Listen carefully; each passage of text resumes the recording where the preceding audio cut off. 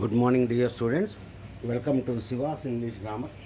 ఈరోజు క్లాస్లో మనం నాట్ అనేది ఎక్కడ పెట్టాలి, ఇంగ్లీష్లో నాట్ అనేటువంటి వర్డ్ ఎక్కడ పెట్టాలి అంటే మీకు ఆన్సర్ ఇది. వీటిని ఇంగ్లీష్లో హెల్పింగ్ వెర్బ్స్ అని చెప్పంటారు. నాట్ అనేది ఎక్కడ పడితే అక్కడ మనం రాయకూడదు ఇంగ్లీష్లో. ఈ హెల్పింగ్ వెర్బ్స్ పక్కనే పెట్టాలి మనం. 24 హెల్పింగ్ వెర్బ్స్ ఉన్నాయి మనకి ఇంగ్లీష్లో. 24 హెల్పింగ్ వెర్బ్స్ ఉన్నాయి, రైట్. ఒకసారి అవి మీరు జాగ్రత్తగా గమనించండి. ఇవన్నిటిని మీరు జాగ్రత్తగా గమనించుకోండి. వీటిని మనం ఇంగ్లీష్లో హెల్పింగ్ వెర్బ్స్ అని చెప్పి అంటాం. హెల్ప్ చేస్తూ ఉంటాయి అన్నమాట మనకి ఇంగ్లీష్ రాయటానికి. Am, is, are, was, were, do, does, did, have, has, had, shall, should, will, would, can, could, may, might, ought, dare, need, used, must. ఇంగ్లీష్లో మొత్తం మనకి 24 హెల్పింగ్ వెర్బ్స్ ఉన్నాయి. ఇవి మనకి చాలా రకాలుగా ఇంగ్లీష్లో హెల్ప్ చేస్తూ ఉంటాయి. మీరు నాట్ పెట్టాలనుకోండి ఎప్పుడైనా సరే వీటి పక్కనే పెట్టాలి. ఇంకో చోట మీరు ఇచ్చేయడానికి లేదు. For example he is going అని ఉంది. హీ ఈజ్ గోయింగ్ అన్నప్పుడు మీరు ఈజ్ పక్కనే పెట్టాలి, not. He is not going అనాలి.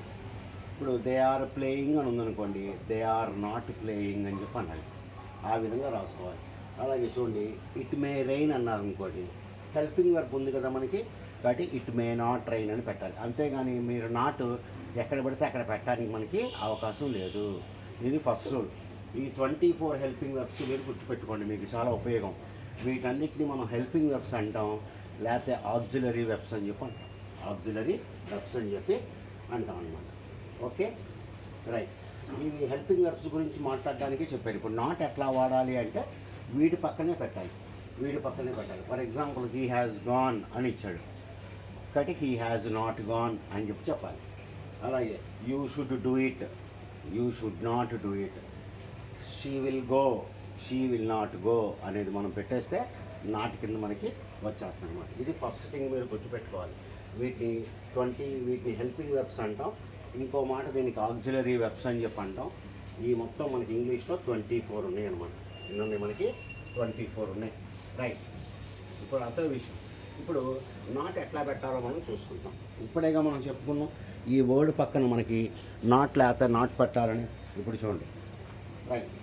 She is reading, she is reading అని. కాబట్టి ఇక్కడ మనకి హెల్పింగ్ వర్బ్ ఉంది కాబట్టి పక్కన నాట్ పెట్టేయండి. షీ ఈజ్ నాట్ రీడింగ్, ఆమె చదవట్లేదు. She is reading, she is not reading అని చెప్తాం. కానీ దీని పక్కన మాత్రమే మనం నాట్ పెట్టాలి. అలాగే హీ విల్ డూ, అతను చేస్తాడు. ఇప్పుడు మీరు అతను చెయ్యడు అని చెప్పాలి. So he will not do, దీని పక్కనే రావాలి. కానీ హీ విల్ డూ నాట్ అని, నాట్ హీ విల్ డూ అని, హీ నాట్ విల్ డూ అని ఇట్లా మనం పెట్టకూడదు అనమాట. కాబట్టి హెల్పింగ్ వెర్బ్స్ ఎక్కడ ఉంటే మనం దాని పక్కనే మనం నాట్ పెట్టుకోవాలి. అలాగే చూడండి, దే ఆర్ ప్లేయింగ్, వాళ్ళు ఆడుకుంటూ ఉన్నారు. ఇప్పుడు నాట్ ఎక్కడ పెట్టాలి, మనం ఆర్ పక్కన పెట్టాలి. So they are not playing అనేటువంటి విధంగా మనం రాస్తాం. ఇంతవరకు బాగానే ఉంది, ఇప్పుడు దాకా బాగానే ఉంది. ఇప్పుడు ఏంటి అంటే మనకి ఒక్కోసారి హెల్పింగ్ వెర్బ్స్ రావు మనకి సెంటెన్స్లో. హెల్పింగ్ వెర్బ్స్ లేకుండా ఉన్నప్పుడు ఎలా చేయాలి. ఇప్పుడు ఫర్ ఎగ్జాంపుల్ చూడండి, హీ ప్లేస్ క్రికెట్ అని ఉంది. హీ ప్లేస్ క్రికెట్ అని చెప్పి ఉంది. He plays cricket. ఇప్పుడు దీనికి నాట్ పెట్టాలి. నాట్ పెట్టాలంటే ఎట్లా మరి? హెల్పింగ్ వెర్బ్ లేదుగా. యాము, ఈజు, ఆరు ఏదన్నా ఉంటే ఆ 24 వెర్బుల్లో ఏదో ఒకటి ఉంటే మనం నాట్ పెట్టేసేవాళ్ళం. కానీ ఇక్కడ మనకి నాట్ అనేది లేదు.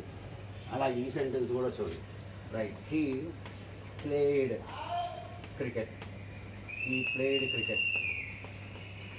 దీన్ని నాట్ పెట్టాలి.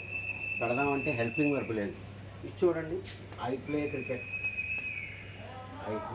క్రికెట్. ఈ 3 సెంటెన్స్లు జాగ్రత్తగా గమనించుకొని ఇప్పుడు నాట్ లేకపోతే ఎలా పెడతాము మనం, నాట్ లేకపోతే ఎట్లా పెట్టాలి, రైట్. నాట్ లేకపోతే మనం ఏం చేసుకోవాలంటే 3 వర్డ్స్ మనం తెచ్చుకుంటాం ఇంగ్లీష్లో. 3 వర్డ్స్ మనం తెచ్చుకుంటాం. ఏంటయ్యా అంటే డూ ఒకటి, డస్ ఒకటి, డిడ్ ఒకటి. ఈ 3 వర్డ్స్ మనం తెచ్చుకొని దాని పక్కన నాట్ పెడతాం అనమాట. ఎందుకని అంటే హెల్పింగ్ వర్బ్ లేదు కాబట్టి. రైట్, ఇప్పుడు ఎలా వాడతామో చూడండి. Right, do, does, did. మనకి ఫస్ట్ది ఏంటంటే డస్ చూడండి. అంటే ఇట్లా వస్తే కనుక మీరు డస్ పెట్టాలి. హెల్ప్స్, సింగ్స్, ప్లేస్, ఇట్లా ఎస్ ఫామ్ వస్తుంది పక్కన. ఎస్ ఫామ్ వచ్చినప్పుడు మీరు అక్కడ కంపల్సరీగా డస్ పెట్టాల్సిందే. ఎస్ ఫామ్ వచ్చినప్పుడు మీరు డస్ ఫామ్ పెట్టాల్సిందే. డిడ్ అనేది పాస్ట్ టెన్స్. వెంట్, సా, బాట్ ఇలా వస్తాయి. అంటే సెకండ్ ఫామ్ వస్తాయి. పాస్ట్ టెన్స్ వచ్చినప్పుడు మీరు ఏం చేయాలి? డిడ్ అనేది తీసుకోవాలి. ఇక్కడ డిడ్ అనేది తీసుకోవాలి. డూ ఎప్పుడు వస్తుంది అంటే వెర్బ్ మామూలుగా ఉంటుంది అనమాట. ఎస్ ఫామ్ ఉండదు, పాస్ట్ టెన్స్ ఉండదు. ఎస్ ఫామ్ ఉండదు, పాస్ట్ టెన్స్ ఉండదు. ఇలా ఉంటాయి. ఇలా ఉన్నప్పుడు మీరు డూ అనేది ఇక్కడ మీరు తీసుకోవాలి. కాబట్టి హెల్పింగ్ వర్బ్స్ లేకపోతే మనం ఏం చేసుకోవాలి? డూ, డస్, డిడ్ తెచ్చుకొని దాని పక్కన మనం నాట్ పెట్టుకోవాలి. డూ, డస్, డిడ్ తెచ్చుకొని. ఇప్పుడు చూడండి, ఇక్కడ ఈ ప్లేస్ అని ఉంది. ఈ ప్లేస్ ఎస్ ఫామ్ వచ్చింది కాబట్టి ఇక్కడ మనకి ఏం రావాలి? డస్ రావాలి. So he does not play cricket. He does not play. Does రాగానే ఎస్ ఫామ్ పోతుంది. ఇక్కడ డస్ ఫామ్ రాగానే మనకి వెర్బ్ ఎస్ ఫామ్ పోతుంది. చూడండి, హీ ప్లేడ్ క్రికెట్. ఏ టెన్స్లో ఉంది? పాస్ట్ టెన్స్లో ఉంది కాబట్టి did not. He did not play. చూడండి, డిడ్ రాగానే ప్లేడ్ కాస్త ప్రజెంట్ టెన్స్లోకి మారిపోయింది. అంటే ఫస్ట్ ఇంపార్టెంట్ రూల్ ఏంటి అంటే డూ, డస్, డిడ్ వస్తే వెర్బ్ ఎప్పుడు కూడా ప్రజెంట్ టెన్స్లో ఉండాలి. అది ఓకే. రైట్, ఇప్పుడు ఈ సెంటెన్స్ ఉంది. ఈ sentence I play cricket. Verb మామూలుగా ఉంది. ఎస్ ఫామ్ లేదు, పాస్ట్ టెన్స్లో లేదు. So I do not play cricket. I do not play cricket. ఈ విధంగా మీరు సెంటెన్సెస్ని నెగిటివ్స్లోకి మార్చుకోవాలి. కాబట్టి నెగిటివ్ ఎప్పుడు మారుస్తాం? హెల్పింగ్ వర్బ్ లేకపోతేనే ఇవి వస్తాయి. హెల్పింగ్ వర్బ్స్ లేకపోతేనే ఇవన్నీ వస్తాయి మనకి ఇంగ్లీష్లో. ఇంకొక చూద్దాం. చూడండి, he drinks milk. He drinks milk. ఇప్పుడు దీనికి నెగిటివ్ ఎట్లా చేస్తారు? ఎస్ ఫామ్ వచ్చిందిగా కాబట్టి does not. So he does not drink. He does not drink అని రాయాలి. He doesn't drink milk. చూడండి, ఐ సా హిమ్. నేను అతన్ని చూశాను. ఇప్పుడు ఏ టెన్స్లో ఉంది? ఫస్ట్ హెల్పింగ్ వెర్బులు ఎదుర్కోవాలి మీరు. హెల్పింగ్ వెర్బులు లేవు అంటే ఇందాక చెప్పిన 24లో ఒకటి కూడా లేదు. కాబట్టి ఇది ఇప్పుడు పాస్ట్ టెన్స్లో ఉంది. పాస్ట్ టెన్స్లో ఉంది కాబట్టి did not. I did not. Saw కాస్త సీ కింద మారిపోతుంది. I did not see him అని చెప్పి మనం రాస్తాము. రైట్, ఇది చూడండి, వీ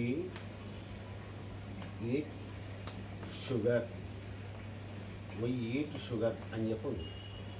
హెల్పింగ్ వర్బ్ లేదు. కాబట్టి వెర్బ్ మామూలుగా ఉంది.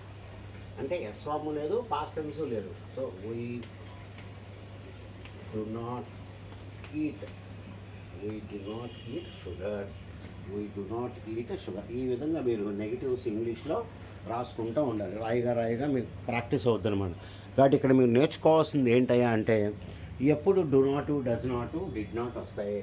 ఎప్పుడు వస్తాయి ఇవన్నీ కూడా అంటే హెల్పింగ్ వర్బ్ లేకపోతే వస్తాయి. హెల్పింగ్ వర్బ్స్ లేకపోతే వస్తాయి. Right, she goes to temple. చూడండి, హెల్పింగ్ వర్బ్ లేదు కానీ ఇక్కడ ఎస్ ఫామ్ వచ్చింది. So does not. She does not go. Right, I went to market.